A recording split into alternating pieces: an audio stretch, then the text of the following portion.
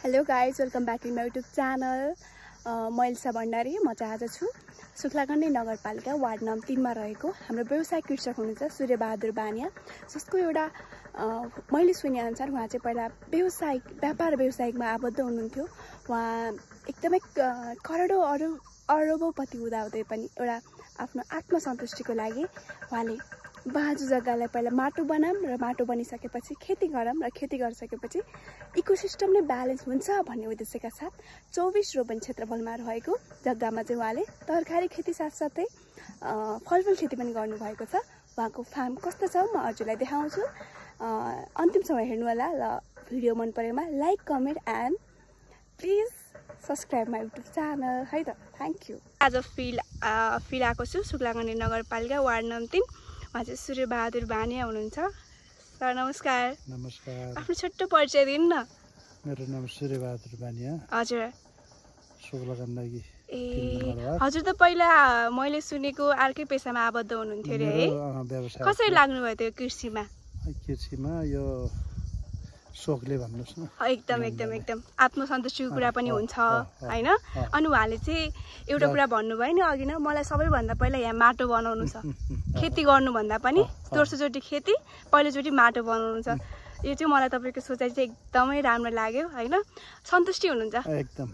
अनि यहाँको यो उत्पादनहरू चाहिँ हैन तपाईँले आफू मात्रै नभएर अन्य 4-5 जनालाई रोजगार पनि दिनुभएको छ, त्यो सबैभन्दा ठुलो कुरा हो। अनि बजारीकरण चाहिँ कसरी गरिराख्नु भएको छ? यो चाहिँ उत्पादन भएको दुलेगौडातिर जान्छ। दुलेगौडामा है? त्यही अब कोही घरबाटै जान्छ, कोही चाहिँ अब तरकारी पसलहरू लान्छन्, त्यस्तै हो। कोही साथीहरूले यहीँ आएर लान्छन्। भनेपछि के अरे प्राविधिक सेवाहरू चाहिँ कहाँबाट लिनुहुन्छ प्राय?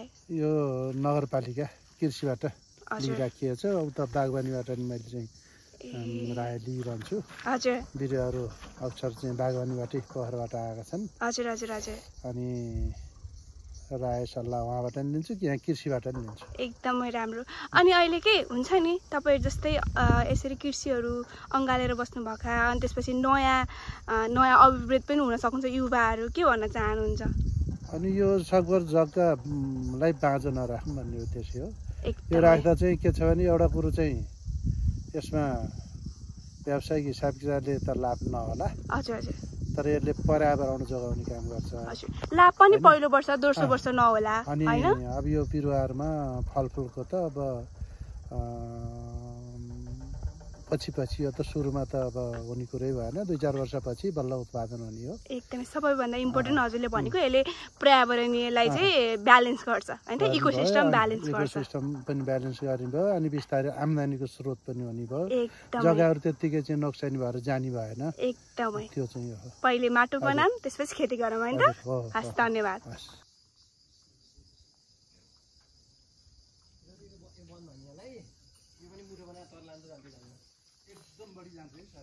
अनि त्यो जाने त पैसा कमाउनु त्यहाँ नि हो नि, तर त्यो व्यवसाय भइसक्नु अघि हुन्छ नि।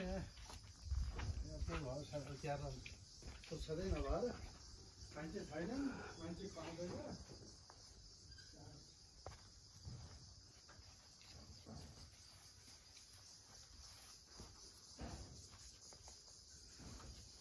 म त यहाँ उहाँले फार्मको रेखाङ्कन चाहिँ यसरी गर्नु भएको छ।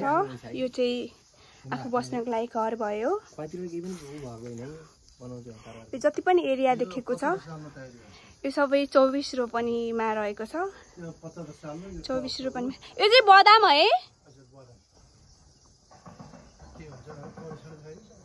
यो चाहिँ बदाम खेती, बदाम गर्नुभएको रहेछ। उहाँ चाहिँ पहिला व्यवसायी हुनुहुन्छ, पछि आएर आफ्नो आत्मसन्तुष्टिको लागि भएर उहाँलाई कृषि चाहिँ एकदमै मनपर्ने भएको कारणले अबको लाइफ चाहिँ उहाँले कृषिमा आफूलाई आबद्ध गराउन चाहनुहुन्छ। यो चाहिँ भान्टा भयो, खुर्सानीहरू, भेडे खुर्सानी,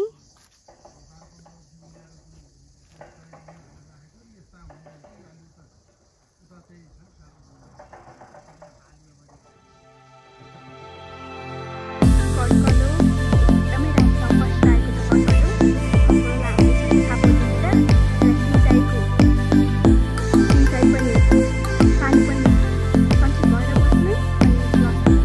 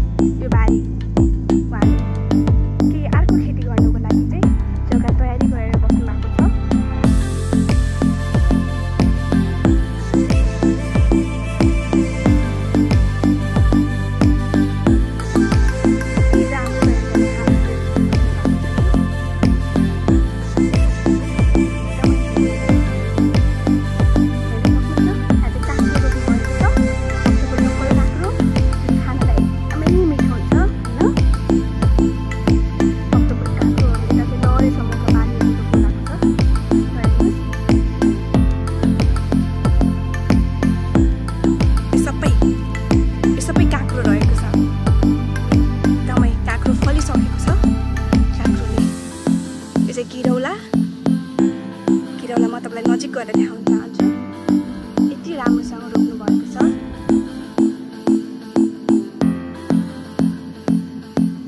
किरौला भयो, यताको चाहिँ काँक्रो भयो।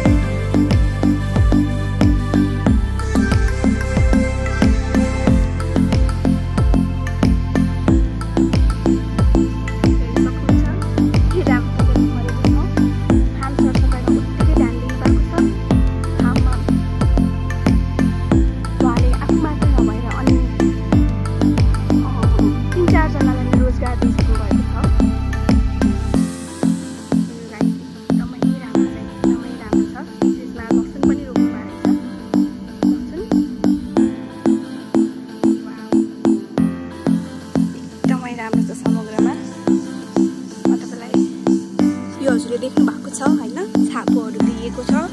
यसमा चाहिँ सबै बेसारहरू, बेसार, अदुवा, मसला बालीहरू चाहिँ लगाएको छ।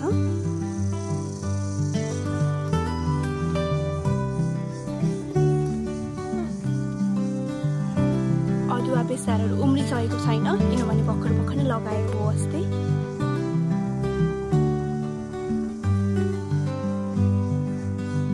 सबै अदुवा बेसारहरू छ यो लाइन। अनि यो लाइन पछि अब जाम हामी कागती खेतीतर्फ। योभन्दा पछिल्लो लाइनमा चाहिँ उहाँले कागती लाउनु भएको छ। कागती, सुन्तलाहरू कागती चाहिँ भर्खर नै रोप्नु भएको छ। 2 वर्ष भयो होला, 1 वर्ष भयो कागत रोपेको, 1 कि 2? 1 वर्ष भयो। यो चाहिँ 1 वर्षको बिरुवा हो। कति बिरुवा छ दिदी सबै? ए ल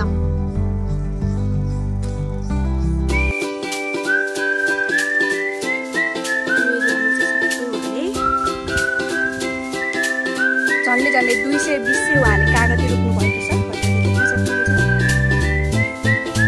उहाँहरूको फार्मको यस्तो ठाउँमा नै हेर्नु चाहिँ यो साइडमा चाहिँ कागती फल्टुहरू, अनि यो साइडदेखि यतापट्टि लेफ्टतिर यो चाहिँ के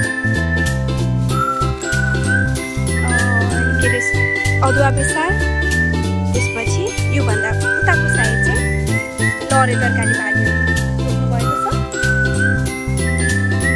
समग्रमा हेर्दा यो फार्म कस्तो देखिन्छ म तपाईँलाई देखाउँछु त है त। तिर घेरबार गरिएको छ, जुन 24 रोपनी जग्गा छ सबै घेरबार गरिएको छ चारैतिरबाट। देख्न सक्नुहुन्छ चारैतिरबाट घेरबार गरिएको छ। यो चाहिँ कटरको रुख भयो।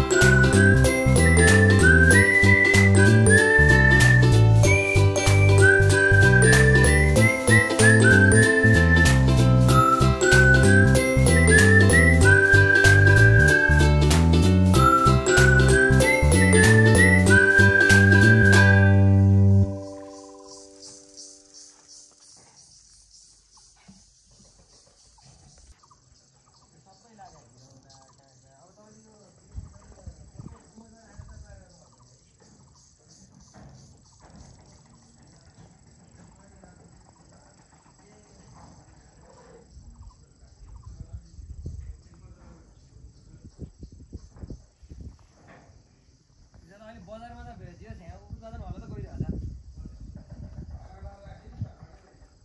अहिले बन धनियाको लिएर जानु के छ? के हुन्छ त लाने हो कि? यो बन धनियाको लाउनु बिचारै लाउनु हो कि?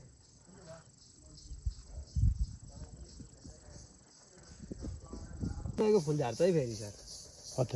अनि तपाईँको पतेराहरूले पनि चुस्यो भने पनि फलहरू झर्छ कि त्यसको क्वालिटी पुग्दैन, त्यसले पनि भित्रपट्टि केही भन्ने अब ग्याङ बनाएर छ रस लाएर एकै झार्छ टक्क